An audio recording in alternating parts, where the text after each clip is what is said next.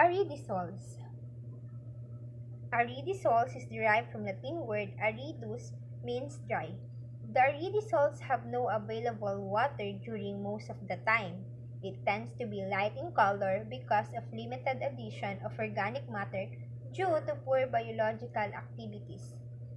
These are the soils that occurs in climates that are too dry for mesophytic plants, the plants who are adapted to neither too wet nor too dry environments to survive. The climate in which aridisols occurs also restricts soil weathering processes. They have either an aridic moisture regime and are or creek or anthropic epipedon and one or more of the following with an upper boundary within 100 cm of the soil surface: a calcic, cambic, gypsic, natric, petrocalcic, pertogypsic, or a salic horizon or a duripan or argillic horizon, or a salic horizon and saturation with water within 100 cm of the soil surface for 1 month or more in normal years. An aridic moisture regime is one that in normal years has no water available for plants for more than half cumulative time that the soil temperature at 50 cm below the surface is greater than 5 degrees Celsius and has no period as long as 90 consecutive days when there is water available for plants, while the soil temperature at 50 cm is continuously at greater than 8 degrees Celsius. Characteristics of aridisols. Aridisols are commonly light in color and low in organic matter content. Lime and soil accumulation are common in the subsurface horizon. Some aridisols have argillic clay accumulation. B horizon likely formed during period with weather climates. Water deficiency is dominant characteristic of aridisols with adequate moisture for plant growth present for no more than 90 days at a time. Crops cannot be grown in these soils without irrigation. Productivity of aridisols is generally low, and its potential for land degradation due to overgrazing of livestock. If irrigation water is available, aridisols can be made productive through use of fertilizer and proper management.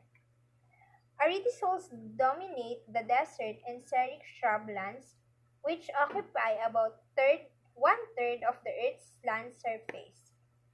Aridisols have very low concentration of organic matter, reflecting the paucity of the vegetative production of these dry soils. Extent area. The total extent of aridisols worldwide has been estimated to be about 22,300,000 square kilometer. The extent of aridisols occurrence throughout the world is widespread, second in total ice-free land area only to the Aridisols. Extensive area of aridisols occur in major deserts of the world as well as in southwestern North America, Australia, and many Middle Eastern locations. Aridisols occupy approximately 12% of the Earth's ice-free land area. Occurrence: arid region in semi-arid region. Wide variety of landforms and parent materials. Very hot and cold desert. Most of aridisols occur in arid region, but few are also present in semi-arid region, in site where most of the rainfall rounds up. Aridisols occurs in the wide variety of landforms and parent materials. Aridisols can have any soil's temperature regime from cryonic to isohyperthermic. They cannot a fergelic soil's temperature regime, so the occur in very hot and cold desert. Uses of aridisols range wildlife and recreation. not used for agriculture production. Aridisols are used mainly for range wildlife and recreation because of dry climate in which they are found. They are not used for agriculture production unless irrigation water is available. Suborders of Aridisols.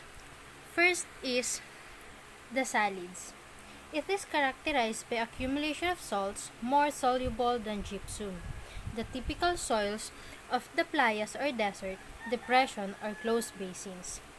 The second one is durids. It is characterized by accumulation of silica but infrequently found. It is associated with soils formed from volcanic materials.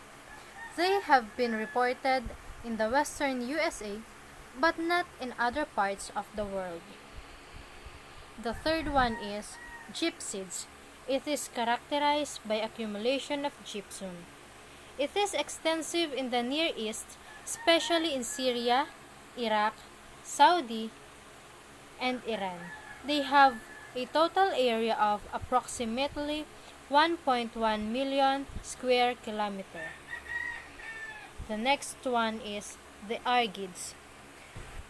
It is characterized by an accumulation of clay by translocation. The argids are present in areas adjoining soil with an oostic SMR. They have not been mapped in large areas of North Africa or the Near East and are currently reported only in the USA.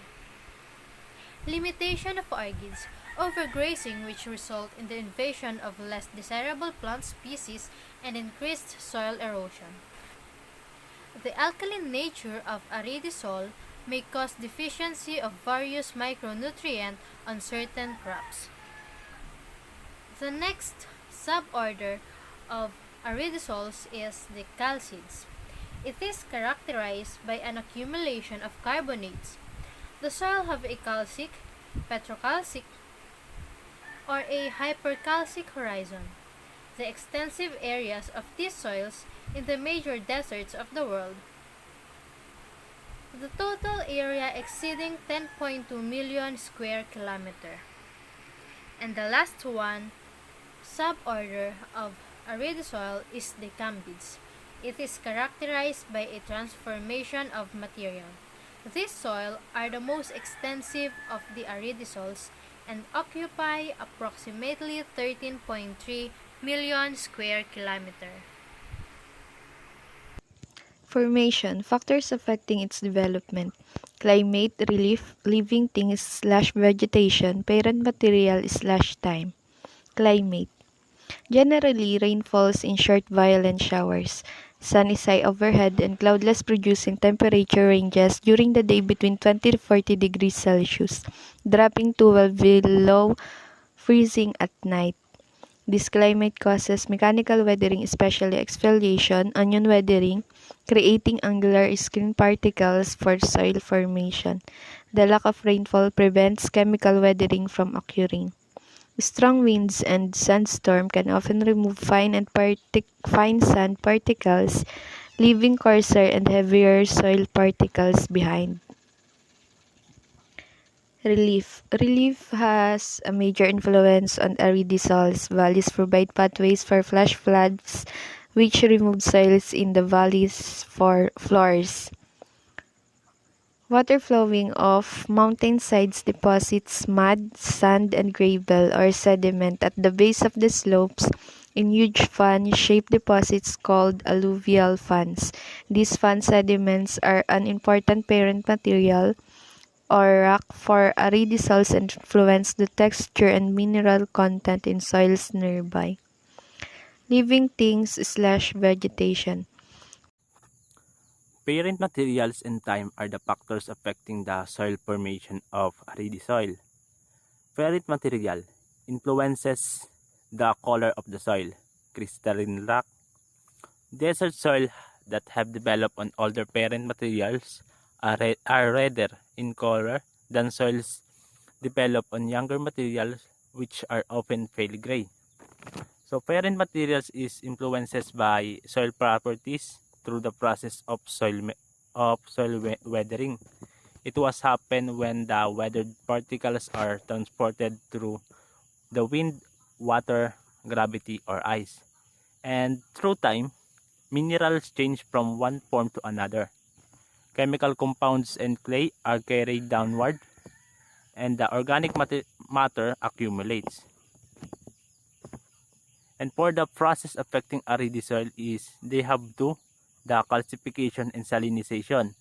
Calcification process involve the buildup of calcium carbonates near the surface of the soil.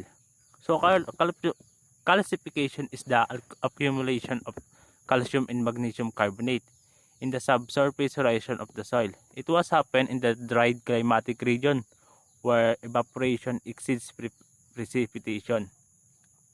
And salinization is the buildup of salt near the surface. It was similar to calcification in that the salt deposit occur at or very near the soil surface. It also takes place in much dried climates. When it comes in vegetation of using aridisols, aridisols are soils that has no water available to mesophytic plant for a long period of time. During most of the time, when the soil is warm enough for plants to grow, soil water is held at potentials less than permanent wilting point, or if it is salty or both, because there is no period of 90 consecutive days when moisture is continuously available for plant growth. The concept of aridisols is based on the low availability of soil moisture for sustained plant performance. In areas bordering deserts, the absolute precipitation may be high, but due to runoff of a very low storage capacity of the soil, or both the actual soil moisture regime is acidic, so that in their areas tree vegetation may exist. Deep-rooted acacias are frequently the dominant vegetation, but if the trees are removed, the soil cannot support general farm crops. In general, there is a 70% probability 7 to 10 years that there will be a crop failure. Dominant process is one of accumulation and concentration of salts. Many soluble salts may be eliminated or changed in concentration through irrigation. When it comes in management problems and requirement, workability, salinity, and sodicity, and that place a high water table are important problems. Mechanical land preparation, reclamation measure, underground water resources, small dams, and lastly the scientific range management.